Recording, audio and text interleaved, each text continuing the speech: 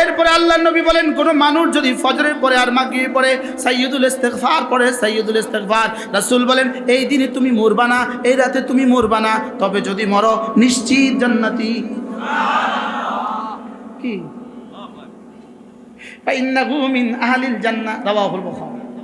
কি হয় পড়বো তো, আল্লাহুম্মা আনতা রাব্বি লা ইলাহা ইল্লা আনতা খালাকতানি ওয়া আনা আবদুক ওয়া আনা আলা আহদিকা ওয়া ওয়া'দিকা মাসতাতা'তু আউযু বিকা মিন শাররি মা সানা'তু আবুউ লাকা বিনি'মাতিকা আলাইয়া ওয়া আবুউ বিযানবি ফাগফিরলি ফাইন্নাহু লা ইয়াগফিরুদ যুনুবা ইল্লা আনতা। পড়বো তো, ওয়ালাহুল হামদু ওয়া হুয়া আলা কুল্লি শাইইন কাদির। কোন মুসলমান যদি এই কালেমাটা প্রতিদিন 100 বার পড়ে, আল্লাহর নবী বলেন আল্লাহ তাআলা তাকে 5টা পুরস্কার দিবে।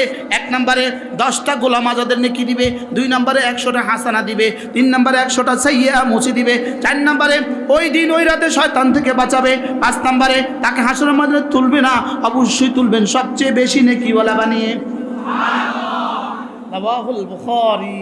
সুবহানাল্লাহ। পড়বো তো, লা ইলাহা ইল্লাল্লাহ ওয়াহদাহু লা শারীকা লাহু লাহুল মুলকু ওয়া লাহুল হামদু ওয়া হুয়া আলা কুল্লি শাইইন কাদির। পুরোটা কিন্তু কোরআনে কারীম থেকে নেওয়া।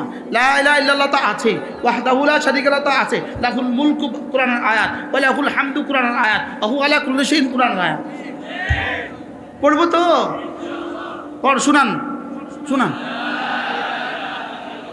লা ইলাহা ইল্লাল্লাহ ওয়াহদাহু লা শারীকা লাহু লাহুল মুলকু ওয়া লাহুল হামদু ওয়া হুয়া আলা কুল্লি শাইইন কাদির। পড়বো তো।